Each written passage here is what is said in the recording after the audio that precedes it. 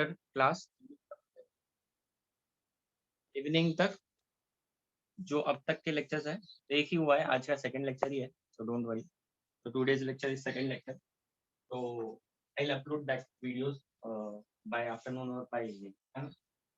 ठीक है, तो चल ये हो गया। कल का जो लेक्चर है that was first, today's lecture is second lecture. ठीक है, कल जो पढ़ाया था वो मैंने अभी रिवाइज कर दिया है। गो थ्रू यस्टरडेज लेक्चर तो आपको और अच्छे से समझ जाएगा क्या पढ़ाया है मैंने। ठीक है, तो we are dealing with fundamental physical quantities, fundamental physical quantities. ठीक है, और ये अपना एसआई सिस्टम के अंदर में आता है ना। एसआई सिस्टम में कौन से फंडामेंटल क्वांटिटीज है उनका हम लोग यहाँ डिस्कशन करने वाले हैं। एक मिनट रुक जाओ, आपका अटेंडेंस ले लेते हैं।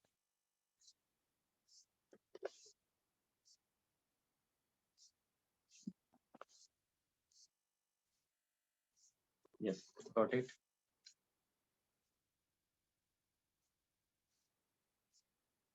ठीक है, तो ये फंडामेंटल क्वांटिटी जो हमारा इंटरनेशनल कॉन्फ्रेंस हुआ था 1970 के आसपास, in that conference those scientists, group of scientists have decided that there are 7 fundamental quantities, और उनका उन्होंने एक टेबल बना के दिया। तो वो टेबल हम लोग सब बनाएंगे। हेडिंग दे दो अपने नोटबुक में, फंडामेंटल फिजिकल क्वांटिटीज, और अभी हम लोग उसका टेबल बनाएंगे। तो एक टेबल बनाना है छोटा सा। यहाँ पर सीरियल नंबर लिख रहे हैं 1, यहाँ लिखता है फिजिकल क्वांटिटी, जहाँ पर उसका यूनिट और यहाँ पर उसका सिंबल। ठीक है, ऐसा टेबल बनाना है छोटा सा। 7 क्वांटिटीज आएंगी इसमें। पहला जो है the first quantity is length. Length is a fundamental physical quantity. दिख रहा है ना बच्चों, बोर्ड पर का जूम इन कर ले। ठीक है, यस सर, दिख रहा है दिख रहा है। यस, नोट डाउन करो। पहला क्वांटिटी है लेंथ।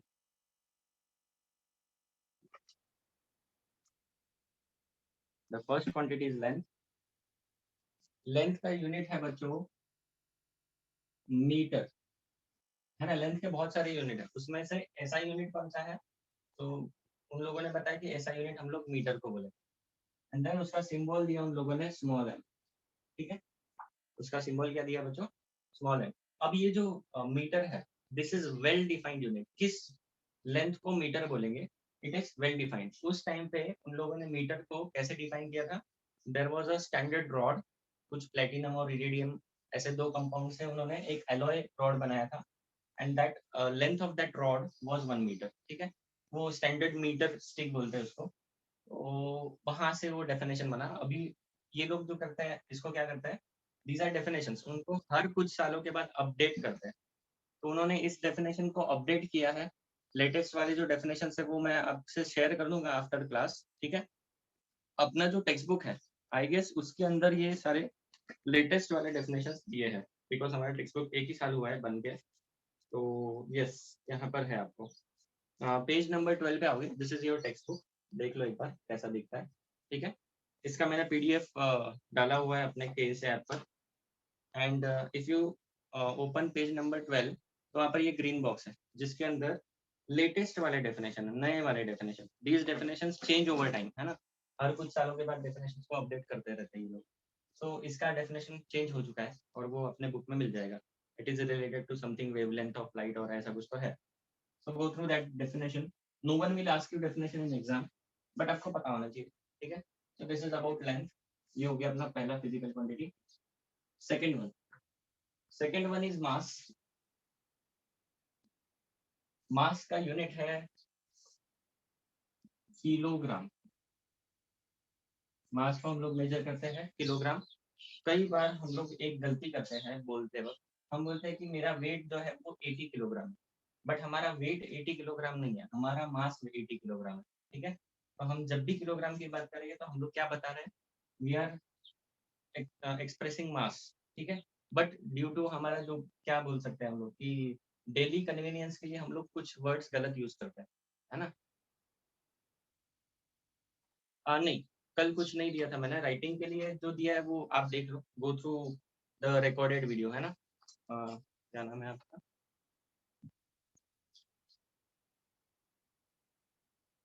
यस आयुष, है ना। तो कल जो मैंने पढ़ाया है इट इज रिकॉर्डेड, है ना। I will upload that bye afternoon और समथिंग, है ना। आपके व्हाट्सएप ग्रुप पे डाल दूंगा कि भाई कल का लेक्चर आ चुका है, आज का लेक्चर भी आज रात तक आ जाएगा, ठीक है। So you can refer those lecture to के एस होना चाहिए। अगर नहीं इंस्टॉल किया तो वो पहले कर लो, क्योंकि उसमें ही सारा मटेरियल आएगा, उसमें ही सारी चीज़ आएगी, सिर्फ अपडेट्स व्हाट्सएप पे आएंगी, ठीक है। तो मास का यूनिट है किलोग्राम, सिंबल है केजी, के बी स्मॉल और जी, ये स्मॉल कैपिटल इंपॉर्टेंट है बच्चों, मैंने सब स्मॉल में लिखा है, देख लो, है ना। तो ये हो गया second unit, second fundamental quantity. Next है टाइम, और ये तीनों जो है ना ये बहुत खास है, इनको स्टार मार्किंग कर देते हैं, है ना। ये तीनों खास क्यों है वो आपको बाद में समझेगा, अभी नहीं समझेगा। तो टाइम, टाइम के लिए यूनिट है सेकेंड्स, और सिंबल है स्मॉल एस। यस, मेरे साथ बनाते जाओ, टेबल लिखते जाओ, है ना। कल हमने डेफिनेशन लिखी थी अपने नोटबुक में, अगर किसी को पॉसिबल होगा तो उसका फोटो ग्रुप में डाल दो, मतलब जो बच्चे नए हैं उनको पता चल जाएगा क्या हमने नोट्स बनाए थे कल, है ना। तो ग्रुप में फोटो डाल दो अपने नोटबुक का, कोई भी स्टूडेंट जिसने अच्छे से लिखा है, you can post that photo in group. अच्छा, लेंथ मास टाइम हो गया। नेक्स्ट है इलेक्ट्रिक करंट आएगा। नेक्स्ट वाला कौन सा है? Temperature, temperature.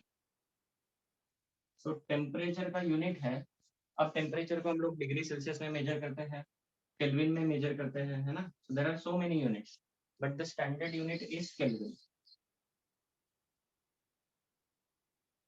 केल्विन लिखते वक्त के स्मॉल है, यहाँ पर सिंबल में के कैपिटल है, सिंबल में के कैसा लिखना है? कैपिटल के। इधर कैसा लिखना है? स्मॉल के। ये कन्वेंशन है। क्या कन्वेंशन है? सुनो, जब भी कोई यूनिट साइंटिस्ट के नाम से होगा, kelvin was name of scientist Lord kelvin, तो वहां पर हम लोग जब यूनिट लिखेंगे तो स्मॉल के लिखेंगे, सिंबल हम लोग कैपिटल के लिखेंगे। न्यूटन का यूनिट है, Newton is unit of force, जब न्यूटन लिखेंगे तो यहाँ पर स्मॉल में लिखेंगे, जब सिंबल लिखेंगे तो कैपिटल में लिखेंगे, ठीक है। याद रखना है, जब भी साइंटिस्ट के नाम से यूनिट आएगा तो फुल फॉर्म लिखते वक्त स्मॉल और सिंबल लिखते वक्त कैपिटल, ठीक है। ये हो गया टेम्परेचर। टेम्परेचर के बाद नेक्स्ट है इलेक्ट्रिक करंट। इलेक्ट्रिक करंट, तो इलेक्ट्रिक करंट का यूनिट आएगा एम्पियर। वंस अगेन, साइंटिस्ट के नाम पर से है, एंड्री मारी एम्पियर के नाम से ये लिखा हुआ है यूनिट। तो सिंबल आएगा कैपिटल ए, स्मॉल ए नहीं, कैपिटल ए आएगा, ठीक है। Sixth one is luminous intensity, ये मैंने कल बताया था, थोड़ा सा वापस से याद करा देता हूँ। ल्यूमिनस इंटेंसिटी, इसका यूनिट है कैंडेला, और सिंबल है सी बी स्मॉल और D B small, C D. Luminous intensity क्या है? सुनो, हमारे जो फोन में सेटिंग होता है ना ब्राइटनेस कम ज्यादा करना, उस ब्राइटनेस को ही फिजिक्स में बोलते हैं ल्यूमिनस इंटेंसिटी। ल्यूमिनस मतलब लाइट, इंटेंसिटी मतलब ब्राइटनेस, तो लाइट का ब्राइटनेस, ल्यूमिनस इंटेंसिटी। यूनिट है कैंडेला, सीडी। इसको मेजर करने के लिए कुछ स्पेशल सेंसर्स और स्पेशल डिवाइसेस होते हैं। एक डिवाइस है जिसको बोलते हैं हम लोग लक्स मीटर। क्या बोलते हैं उस डिवाइस को? Lux meter. लक्स कंपनी का मीटर नहीं है, but the name is lux meter. So it measures the brightness, it measures the luminous intensity। और आपके फोन के अंदर बाय डिफॉल्ट ये होता है, छोटा सा लाइट सेंसर होता है, एम्बिएंट लाइट सेंसर बोलते हैं हम उसको। फोन के अंदर इसको लक्स मीटर नहीं बोलते हैं, फोन के अंदर, स्मार्टफोन के अंदर होता है एम्बिएंट लाइट सेंसर। ये सुना है क्या? बॉयज लोगों को ज्यादा पता होगा, गर्ल्स लोग ज्यादा इंटरेस्ट नहीं लेते, यस मैम, है ना। गर्ल्स इंटरेस्ट नहीं यस लेती सर। नोटिफिकेशन में, कैमरा देखते हैं। तो ये मैं थोड़ा बता देता हूँ एम्बिएंट लाइट सेंसर क्या होता है। हमारे जो फोन है उसमें ऑटो ब्राइटनेस होता है, ऑटो ब्राइटनेस का सेटिंग होता है ना। मतलब अगर आप घर से बाहर निकल जाओगे ब्राइट सनलाइट में तो फोन का ब्राइटनेस चेंज हो जाएगा। आप अंधेरे में फोन यूज कर रहे हो तो फोन का ब्राइटनेस चेंज हो जाएगा। सो वो सेटिंग कहाँ से होता है, उसको कैसे पता चलता है फोन को कि आप अंधेरे में हो या लाइट में हो, धूप में घूम रहे हो या अंधेरे में हो।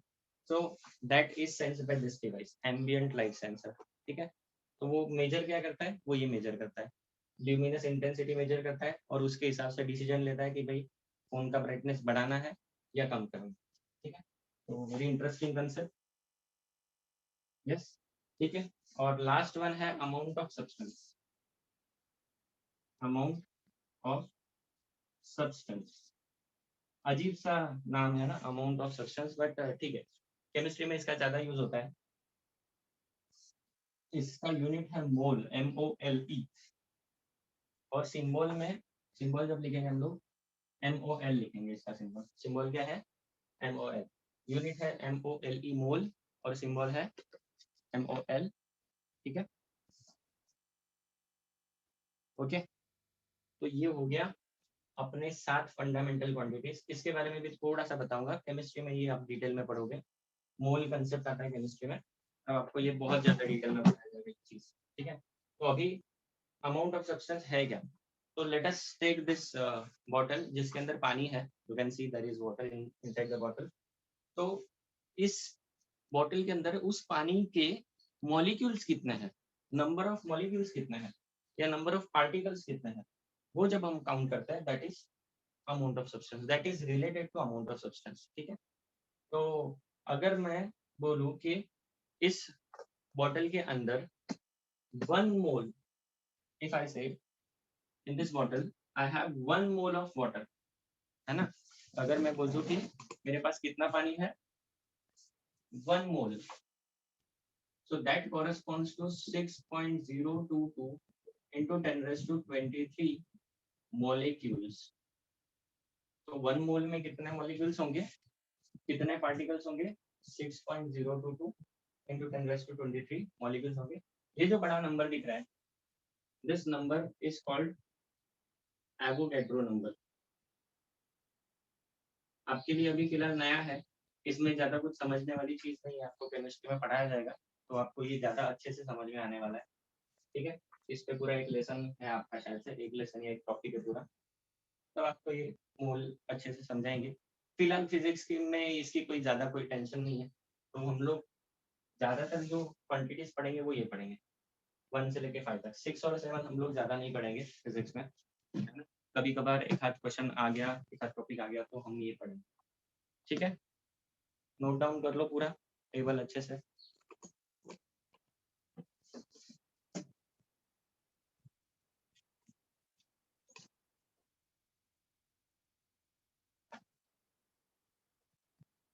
नोट डाउन कर लो फिर आगे चलते हैं।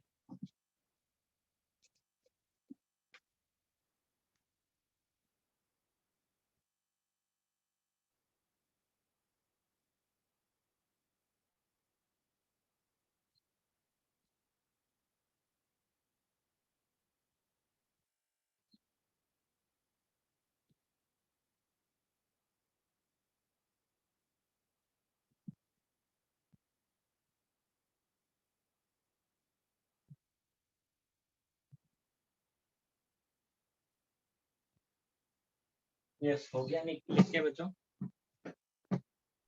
Done sir. Done, okay. अभी ये जो है दीज आर 7 फंडामेंटल क्वांटिटीज, बाकी सारी क्वांटिटी जो भी है वो इन पर डिपेंड करेगी। उसमें भी ज्यादातर क्वांटिटीज जो हम लोग डील करने वाले हैं वो इन तीनों पे ही ज्यादातर डिपेंड करेगी, है ना। इनिशियली हमारा जो 11th का क्लास है इसमें हम लोग शुरुआत के 4-5 लेसन जो पढ़ेंगे उसमें ज्यादातर लेसन में the physical quantity will depend on LMP, length, mass, time. ठीक है, ये 3 क्वांटिटी पे ज्यादातर चीजें डिपेंड करने वाली है, इसलिए हम इनको ज्यादा फोकस करेंगे, इसलिए मैंने ये स्टार दिया है। ठीक है, जैसे जैसे लेसन आगे बढ़ेगा आपको समझ में आएगा इसको स्टार देने का रीजन क्या है ना। और इनको हम लोग रेयरली पढ़ेंगे, ये वाला केमिस्ट्री में आएगा, ये वाला तो मुश्किल से ही मेरे ख्याल से 11th और 12th दोनों साल में नहीं पढ़ेंगे। टेम्परेचर और ये इलेक्ट्रिक करंट ये हम लोग कुछ 12th में और कुछ 11th में पढ़ेंगे। ठीक है, तो ऐसा ये टॉपिक्स है। चलो अभी ये हो गए 7 fundamental quantity. Other than these quantity उन लोगों ने उनका जो कॉन्फ्रेंस हुआ था, they have provided two additional quantity which is called supplementary units. उन लोगों ने कुछ supplementary units दिए थे.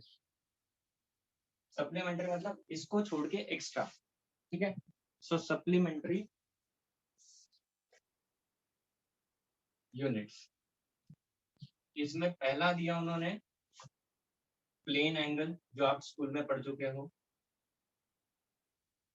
मतलब जो हम एंगल बोलते हैं ना, एंगल, तो उसी को प्लेन एंगल बोलेंगे हम लोग. इसके लिए सिंबल जो है वो ऐसा है, थीटा या डी थीटा. अपने टेक्स्ट बुक में उन लोगों ने डी थीटा लिखा है ना? डी थीटा अभी हाथ नहीं लगाएंगे इस चीज को, हम लोग थीटा कंसीडर करेंगे एंगल को. We will consider that angle theta. This symbol is theta. तो प्लेन एंगल क्या है?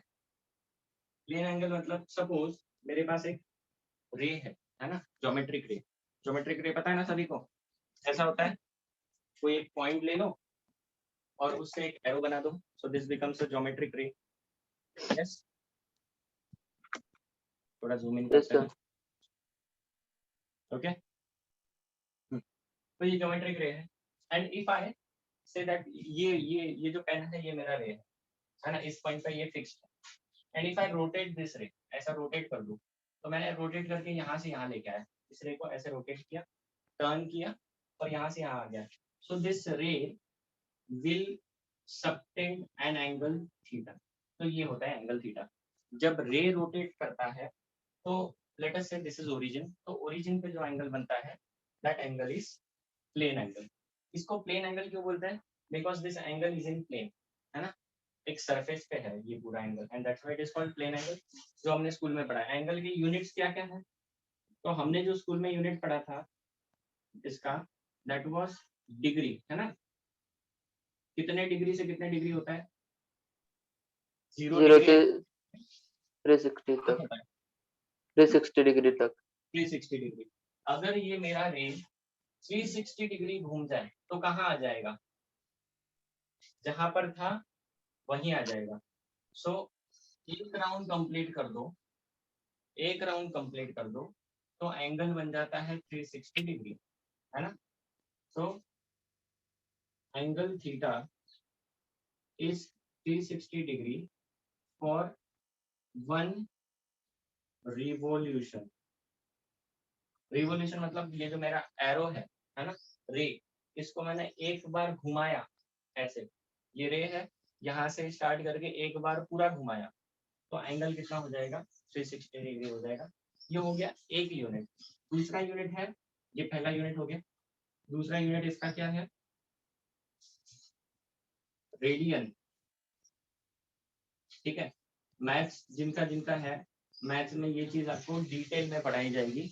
मैं डिटेल में नहीं पढ़ा रहा हूँ, फिजिक्स में चाहिए उतना ही पढ़ा रहा हूँ.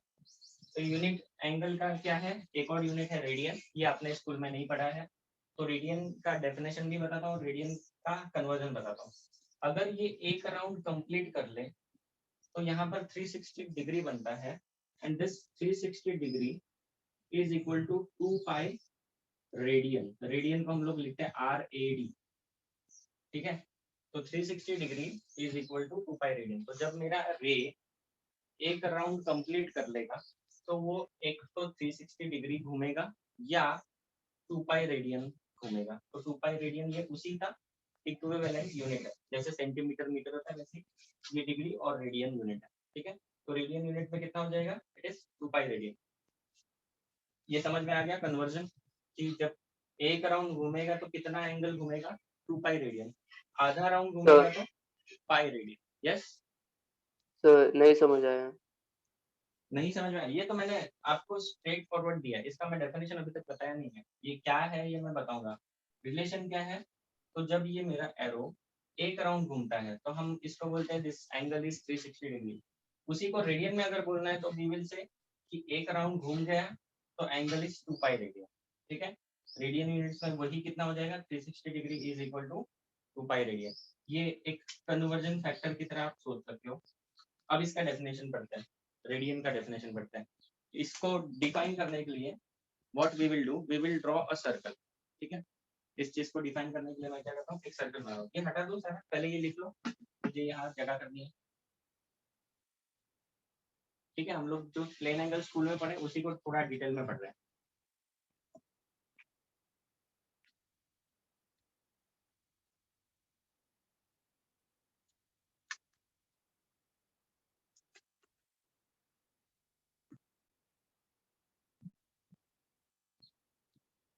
हो गया लिख के?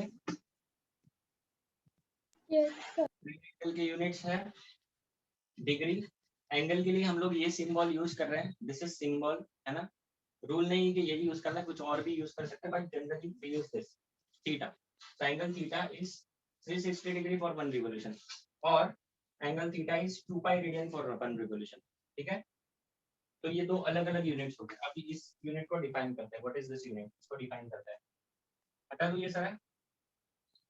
Yes sir. तो ये जो रेडियन यूनिट है उसको डिफाइन करते हैं।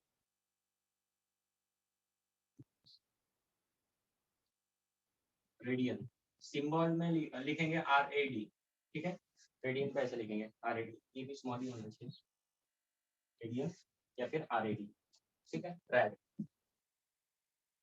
कन्वर्जन फैक्टर भी यहाँ लिख देता हूँ, 360 degree is equal to 2 pi radian, ठीक है। अच्छा, अभी इसका डेफिनेशन क्या है सुनो। एक सर्कल बनाओ, है ना, जिसका रेडियस r है। ऐसा सर्कल बनाओ जिसका रेडियस r है। देन ये सर्कल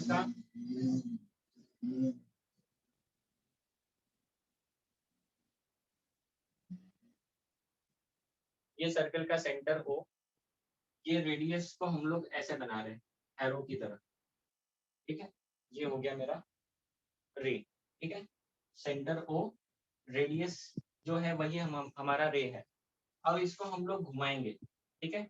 जब हम लोग घुमाएंगे तो ये कहीं तो यहाँ आएगा, फिर ये यहाँ पर भी आएगा, फिर थोड़ी देर के बाद यहाँ आएगा, ऐसे आगे आगे बढ़ते जाएगा। So let us consider one such case. ये यहाँ पर है ना, ये रेडियस घूम के कहाँ आ गया, यहाँ आ गया, एंगल बन गया थीटा, ठीक है। एंगल बन गया थीटा। अगर ये वाला जो आर्क है, this is called arc S. S को मैं क्या बोल रहा हूँ, arc length. So if S which is arc length is equal to, if s the arc length is equal to radius, अगर आर्क लेंथ जो है s वो रेडियस r के बराबर हो जाए तो ये जो एंगल बनेगा, then angle theta is 1 radian. ये डेफिनेशन है, this is definition of radian. क्या है वापस से बता रहा हूँ। अगर मेरा रे, इसको इस आर को हम लोग रेडियस वेक्टर भी बोलेंगे, है ना। वेक्टर क्या है हम लोग आगे पढ़ने वाला है। So let us say this is my radius vector और इसको मैंने घुमाया। इसको मैं जब घुमा रहा हूँ तो यहाँ पर आर्क बन रहा है, सर्कल का आर्क बना, ये यहाँ से यहाँ तक। तो आर्क के लेंथ को एस बोला है मैंने, एस इज आर्क लेंथ। तो if arc length is equal to radius, इसको ऐसे घुमाया कि ये जो लेंथ है वो रेडियस के बराबर हो जाए, तो ये जो एंगल बनेगा दैट इज 1 रेडियन, ठीक है। वैल्यूज लेके देखते हैं। लेट अस से मेरे पास एक सर्कल है जिसका रेडियस है 2 सेंटीमीटर का, मैंने सर्कल बनाया, ठीक है। और फिर मैंने उस रेडियस वेक्टर को ऐसे घुमाया सो दैट यहाँ पर ये जो लेंथ बन रहा है, ये जो आर्क लेंथ बन रहा है वो भी 2 सेंटीमीटर हो जाए। तो वो जो एंगल बनेगा that angle is 1 radian, that angle is 1 radian, ठीक है। आया कुछ समझ में, थोड़ा बहुत 10%, 20%, 50%, यस सर। है ना। Yes sir. So this is definition of radian, ठीक है।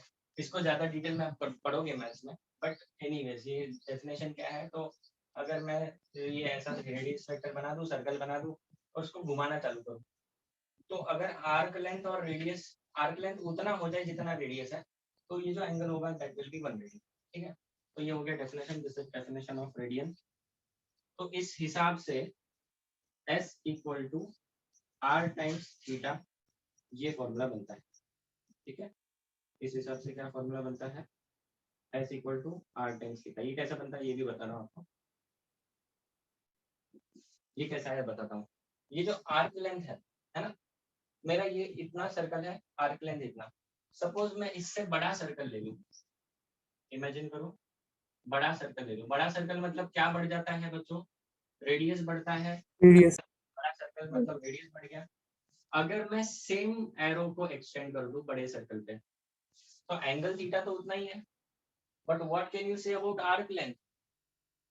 रेडियस बढ़ गया, आर्क लेंथ बढ़ा या नहीं बढ़ा?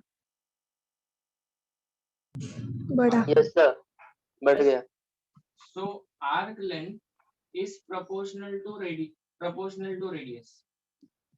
Arc length is proportional to radius. जितना रेडियस बढ़ेगा आर्क लेंथ उतना ही बढ़ेगा, सही है।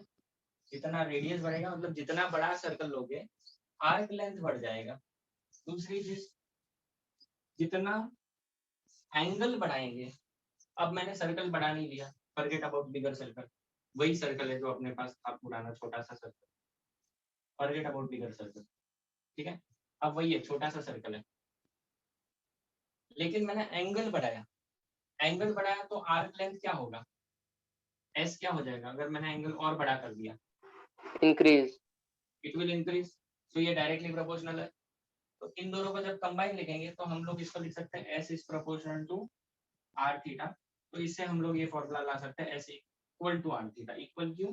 क्योंकि वहां पर कांस्टेंट जो है वो 1 आता है। You can do this geometrically also. Geometrically circle बना दो, फिर रेडियस ले लो, फिर उसका एंगल मेजर कर लो एंड चेक दिस डेफिनेशन, है ना। तो उससे भी आता है, उससे भी इस चीज को प्रूफ कर सकते हैं। सो this is an important formula, this is an important formula for you all, क्योंकि इसको हम लोग फिजिक्स में और मैथ्स में कई जगह पे यूज करने वाले हैं। तो इस फॉर्मूला को आप बहुत अच्छे से हाईलाइट कर दो, या फिर ऐसा बॉक्स वगैरह बना दो, ये दिखना चाहिए फॉर्मूला, ठीक है। कैसा है वो छोड़ दो, राइट दिस फॉर्मूला डायरेक्टली, ठीक है। तो ये हो गया अपना प्लेन एंगल।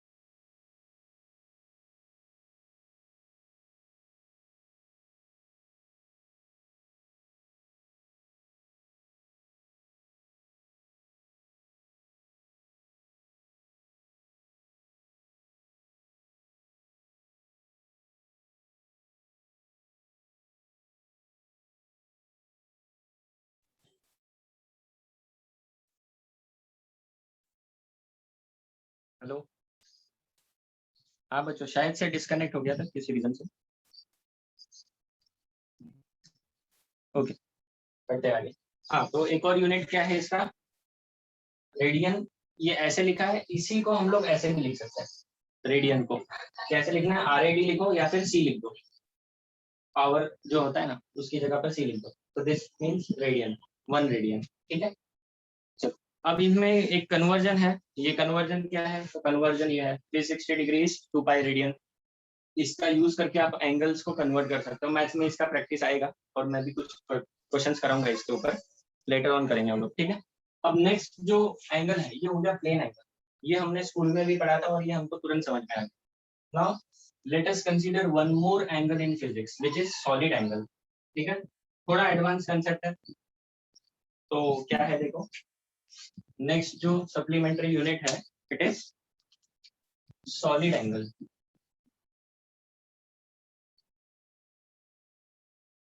सॉलिड एंगल के लिए सिंबल है ओमेगा। अपने बुक में उन लोगों ने सिंबल दिया है डी ओमेगा। अच्छा, फिजिक्स में डी कब यूज होता है वो मैं बता देता हूँ।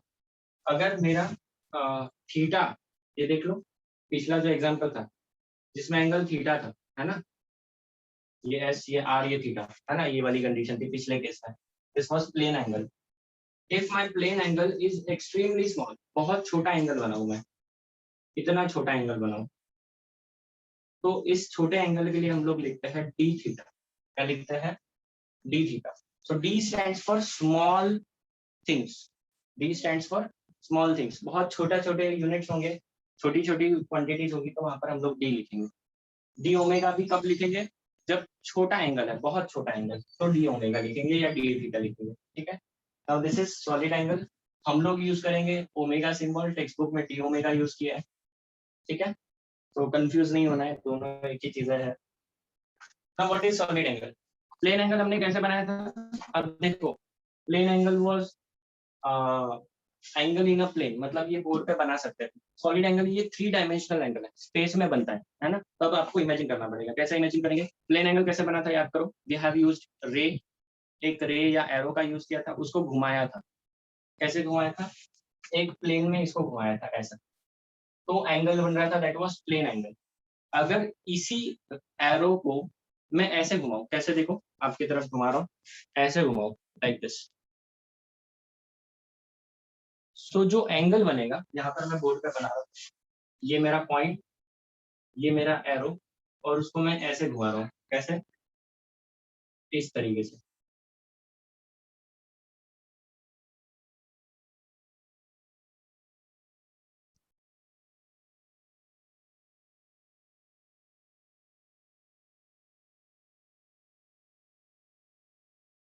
ये जो बन रहा है, दिस एंगल जो यहाँ पर बनेगा अंदर, if you look at this shape, it's a cone shape, है ना. कौन सा शेप है?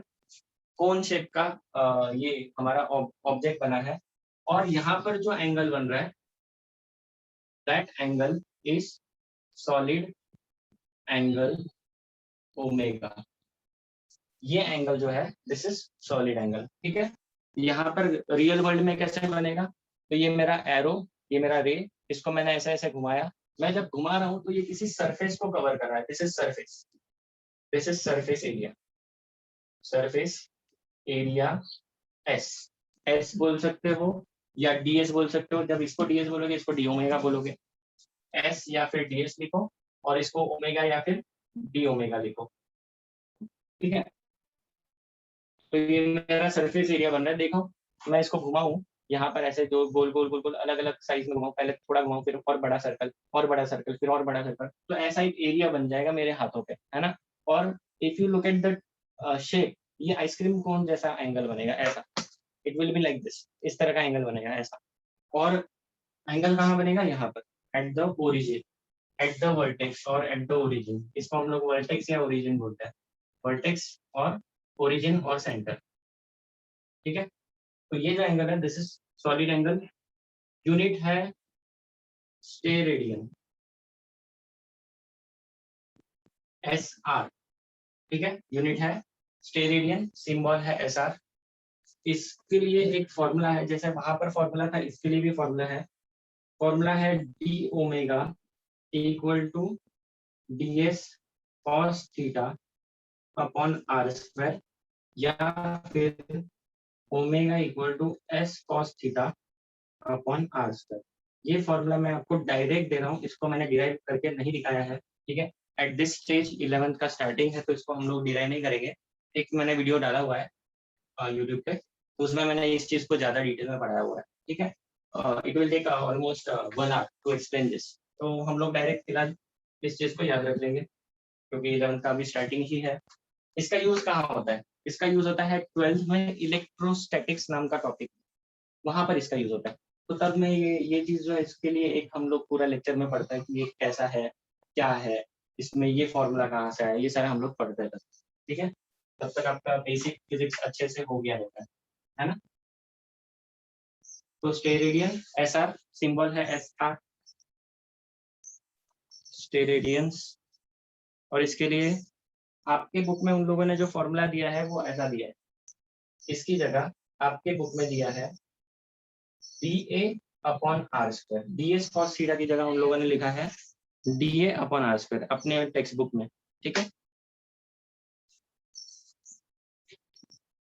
अब जैसे हमारा रे एक सर्कल घूमता था तो एंगल बनता था 2 पाई रेडियन या 360 डिग्री। यहाँ पर जब ये हमारा रे ऐसे घूमते घूमते घूमते घूमते घूमते घूमते पूरा घूमेगा, फिर इस तरफ घूमेगा, तो it will form a sphere. क्या बनाएगा? स्फीयर बनाएगा। वहां पर सर्कल बन रहा था प्लेन एंगल में, यहाँ पर क्या बन जाएगा? यहाँ पर एक स्फीयर बनेगा, है ना? स्फीयर समझते हो ना बच्चों? तो वो स्फीयर का जो एंगल होगा, solid angle, solid angle of sphere, sphere मतलब उस एरो को हमने घुमाया घुमाया घुमाया, इतना घुमाया कि वो पूरा स्फीयर कवर कर दे, तो that angle is equal to 4 pi steradian. ठीक है, वहां पर वो एंगल कितना होता है? 4 पाई स्टे रेडियन होता है। ठीक है, आप यहाँ पर भी वैल्यू डाल सकते हो। स्फीयर का सरफेस एरिया होता है 4 पाई आर स्क्वायर कट हो जाएगा तो 4 पाई बचेगा। तो इस फॉर्मूला से भी ये आंसर आता है। ठीक है,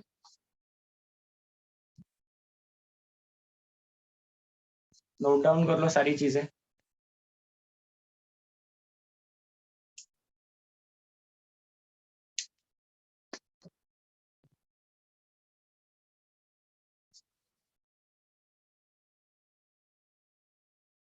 अब ये जो सॉलिड एंगल है उसका एक न्यूमेरिकल एग्जांपल है, वो मैं आपको करके दिखाता हूँ। ठीक है,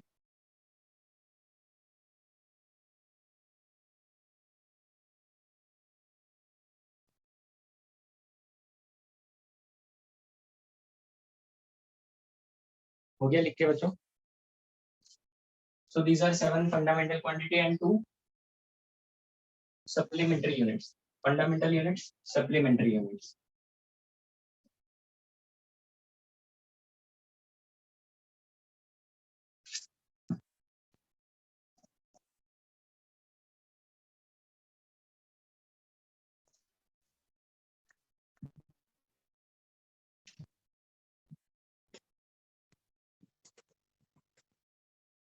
ठीक है, यहाँ तक किसी को कुछ डाउट है तो पूछ सकते हो।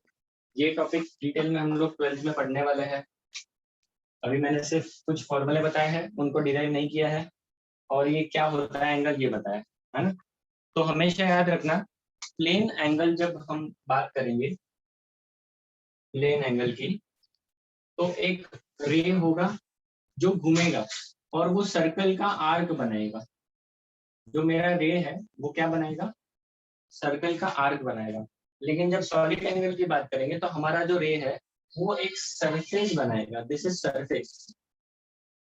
यहाँ पर ये आर्क है और यहाँ पर ये surface.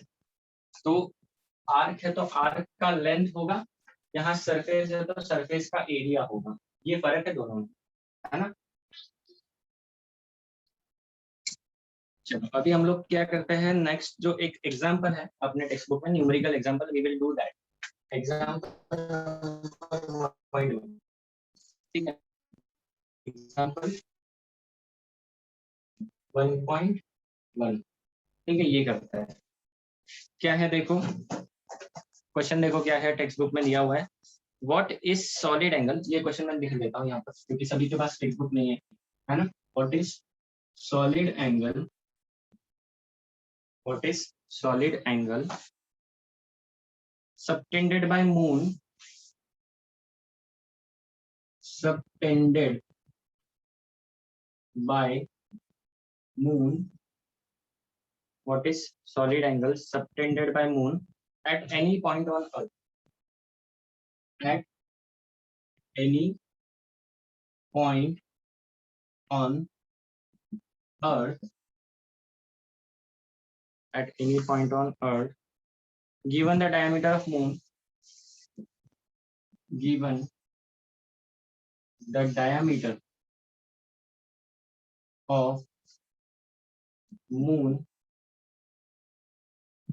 is 3474 kilometer, is 3474 kilometer, 3474 kilometer, and its distance from earth, and its distance from earth is, its distance from earth is 3.84 into 10⁸ metre, 3.84 into 10⁸ metre. ठीक है, पहले क्वेश्चन लिख लो, हम इसको सॉल्व करेंगे। टेक्स्ट बुक का सॉल्व क्वेश्चन है, हम लोग इसको वापस से सॉल्व करेंगे।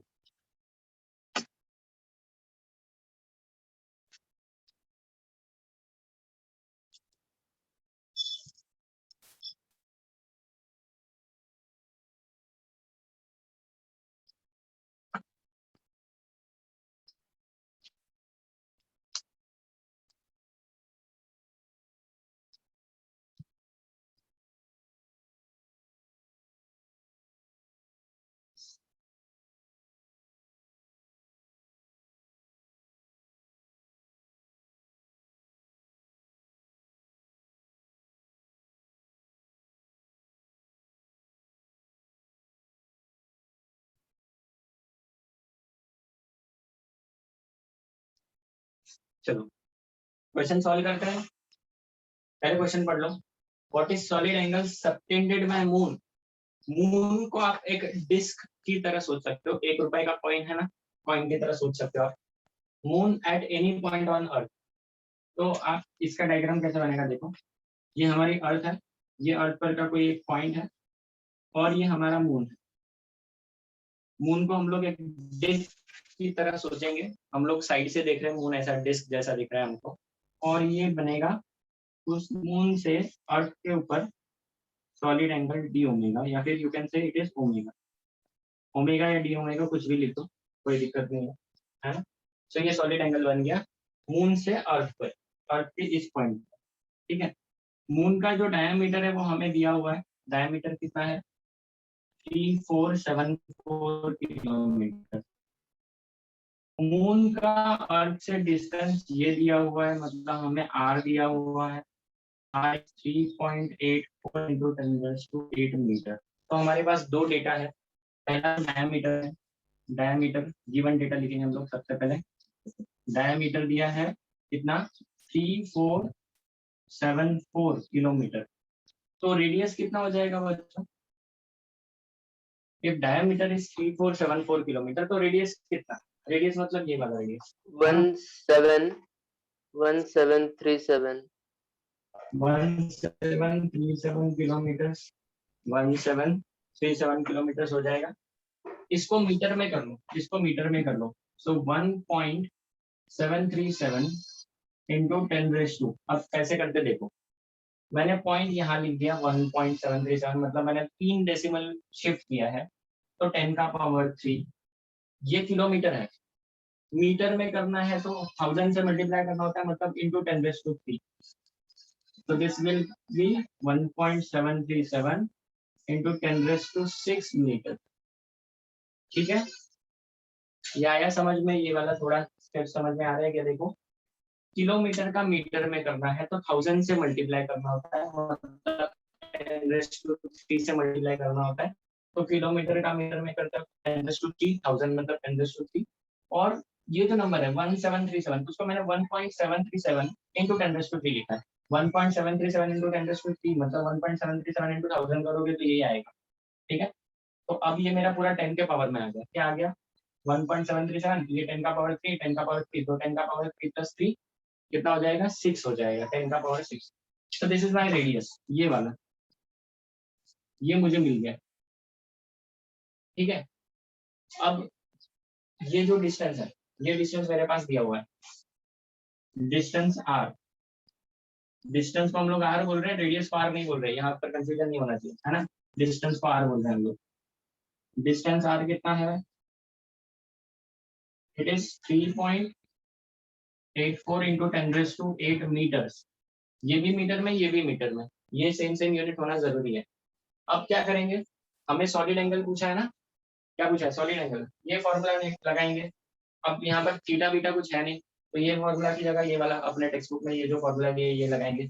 What is formula for solid angle, D omega is D upon R square. What is D, D is area of this disc. Area of disc क्या होगा, एरिया ऑफ सर्कल होता है pi R square, pi into radius का square. Yes, upon ये R square, what is this R, ये वाला distance, ठीक है। तो डाल दो वैल्यूज, वैल्यूज डालेंगे तो क्या आ जाएगा, D omega equal to pi pi radius, radius pi की वैल्यू भी डाल देते, पाई का वैल्यू 3.14 डाल दो, पाई का वैल्यू कितना डाल दो 3.14, दिख रहा है ना बच्चों, बोर्ड का पार्ट दिख रहा है ना नीचे वाला, तो पाई का वैल्यू मैंने डाल दिया, रेडियस इतना है 1.737 इंटू 10⁻⁶ अपॉन उसका स्क्वायर है, रेडियस का स्क्वायर मतलब 10⁻⁶, ये पूरे ब्रैकेट का स्क्वायर भी है, square upon R square, R कितना है, आर इज दिस 3.84 इंटू 10⁻⁸ का स्क्वायर। अब इसको आपको कैलकुलेट करना है, obviously if you look at the numbers, ये बहुत भयंकर नंबर्स है ना, तो डायरेक्ट कैलकुलेट करने के बदले हम लोग कैलकुलेटर का यूज कर लेंगे, ठीक है।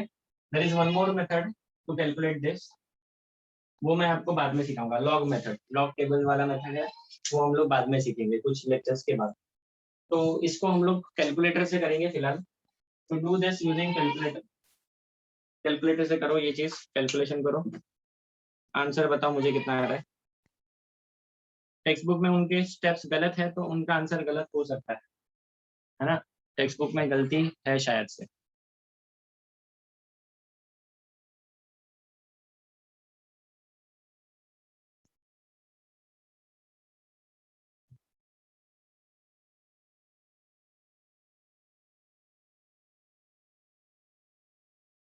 कैलकुलेटर से करो बच्चों, क्या करोगे 3.14 इंटू 1.73 का स्क्वायर, कैसे करोगे देखो, यहाँ पर इस तरफ करते हैं कैलकुलेशन,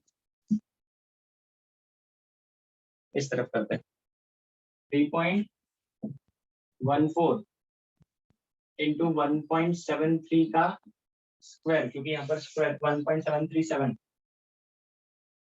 का स्क्वायर, ठीक है, पहले स्क्वायर कर लो, मल्टीप्लाई दैट बाय 3.14 और नीचे आ जाएगा 3.84 और उसका स्क्वायर, ठीक है। ये कैलकुलेट करो यूजिंग कैलकुलेटर, 10⁻⁶ का स्क्वायर होगा, पावर्स मल्टीप्लाई होते हैं तो 6 2 12, 10⁻12 ऊपर हो जाएगा, ऊपर आ जाएगा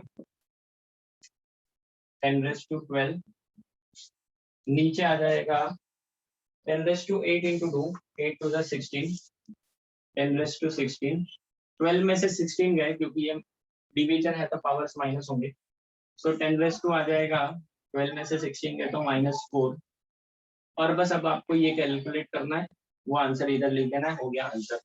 this answer will be in steradians, steradian unit में आएगा आंसर, ठीक है। कैलकुलेट करो, मुझे आंसर बताना, कैलकुलेट करो और आंसर बताना मुझे।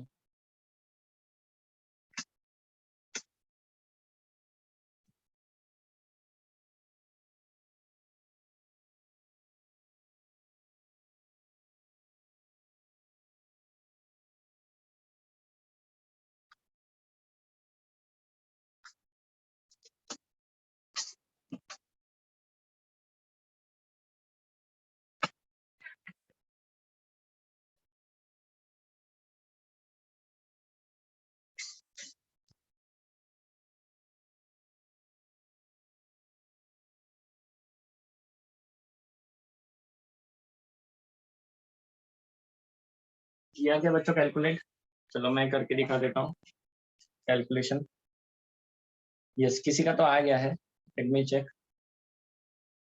2.44, ठीक है, it is something around 2 point, है ना, तो I think your answer is correct, let us check.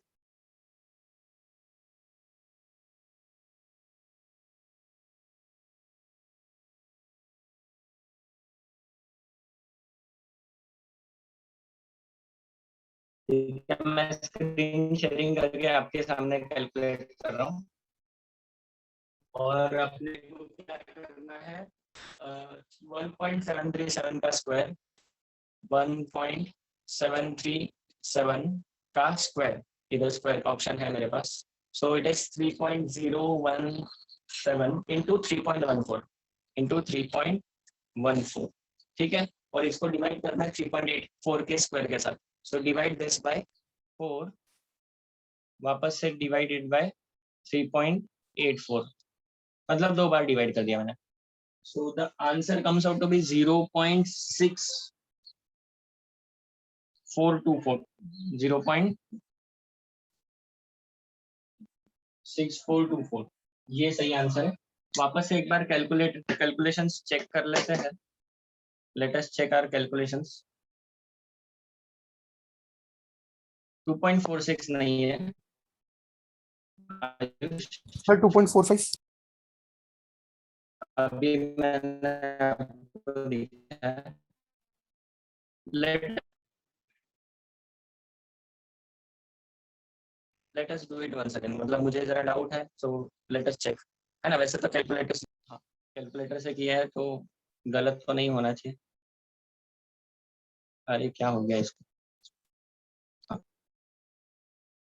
Okay.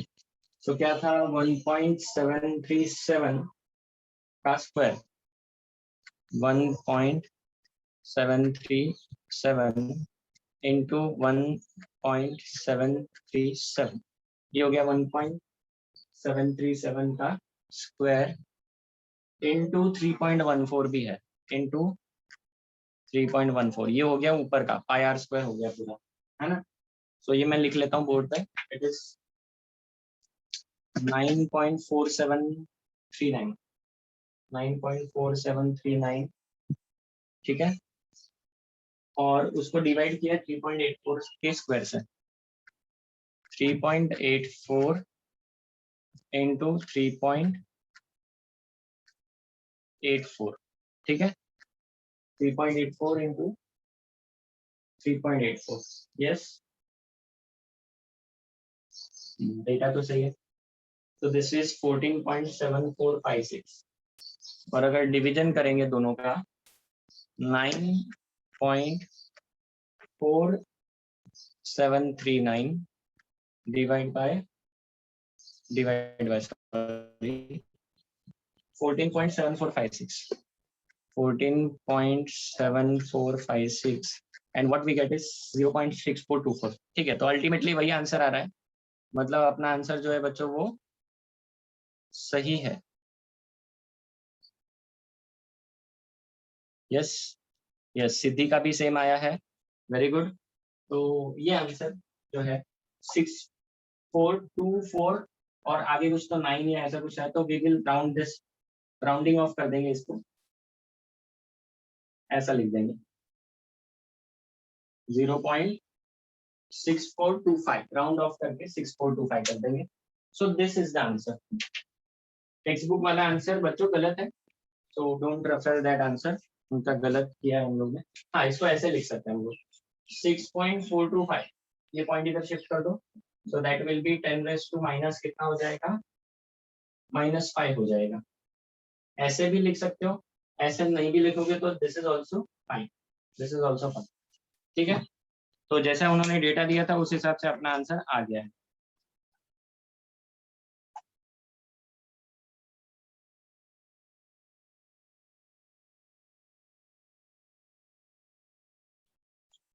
Yes, उनका जो है बच्चों कैलकुलेशन में कहीं ना कहीं गलती है, क्या गलती है वो तो उनको ही पता, मेरे को नहीं पता, है।